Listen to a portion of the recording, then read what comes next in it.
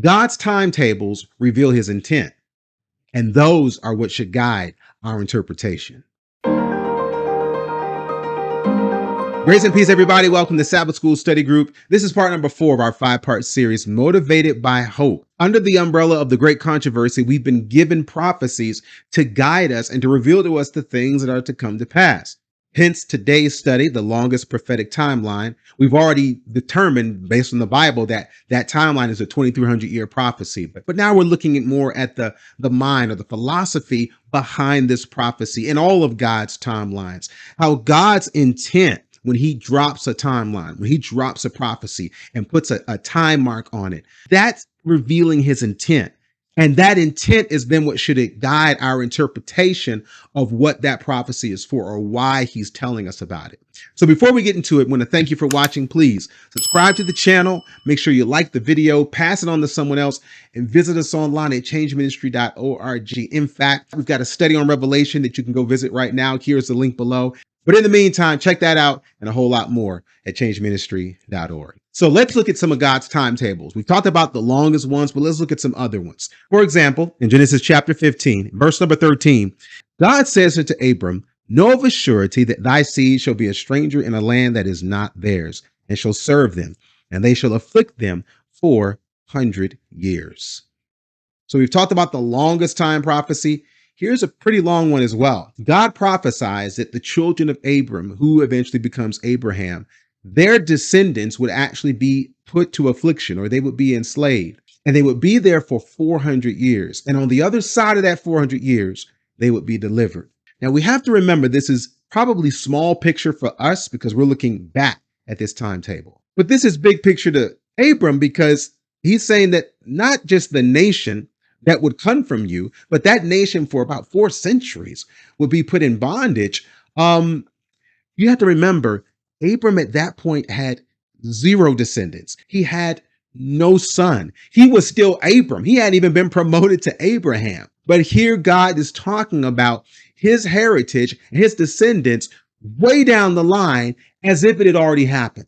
Well, God's able to do that because he transcends time. He has no past, present, or future. He is God. But he's speaking now to Abram in his present to give him vision into his future so that he would have hope in his present. God gives this timetable as another means to encourage Abram to say, wow, not only am I going to have a child, but that child's going to eventually, they're going to go on to give birth to a nation. And so if that nation, and I'm able to know what that nation is going to go through, I can be confident with my empty cradle and with our barren nursery that God is going to do what he said he's going to do. So he gives him a sample of the future to give him hope in his right now. Another timetable that God uses to reveal his intent, which should guide our interpretation, in Numbers chapter 14. Numbers chapter 14, verse 34, it says, "After the number of the days in which ye search the land, even 40 days, each day for a year,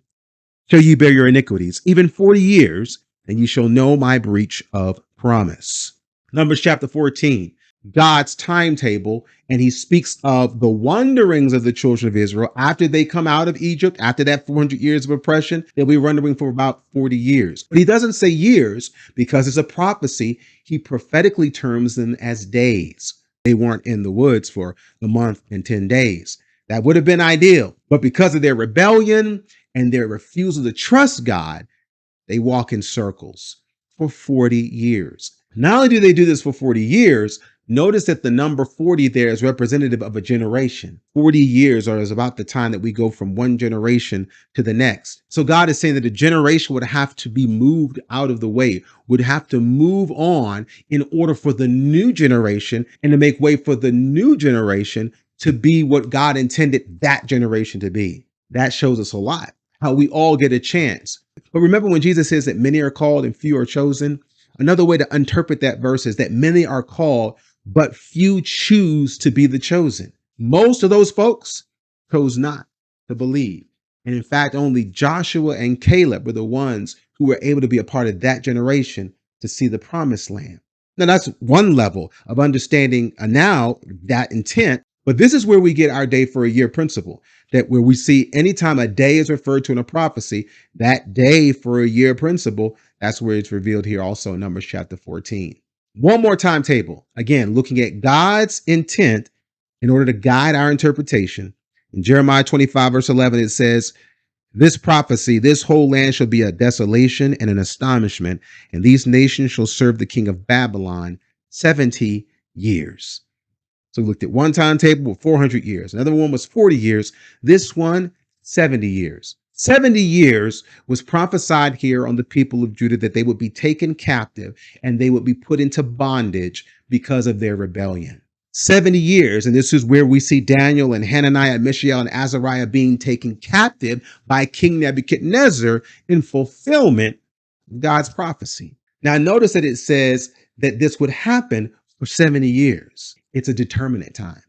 It's not an infinite time. He marks 70 years. In one way, in a legal sense, you could say it's a 70-year sentence, but it wasn't a 70-year sentence just of punishment, but it was a 70-year sentence of purification. It was God's intent that after they were able to see life outside of the promised land and to see life apart or in distance in relationship to God, that on the other side of that, that they would be motivated. They would be inspired to say, we got to get back to God. This is God's intent, which guides now the interpretation to see that, man, God put a time that was fair, put a time that was just, because we could even say God could have just said, I abandoned you forever, but he didn't do that.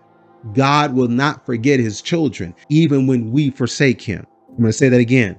God will not forget his children, even when we forsake him. And it's also showing us, again, in all these different prophecies, God always has a purpose. The fact that they're determined, the fact that they are calculated shows God's design in every process. Even in his punishment, there's a purification element that his goal is not to be punitive. No matter how long or short the prophecy, it's always God's plan to get his people to turn to him and live in peace.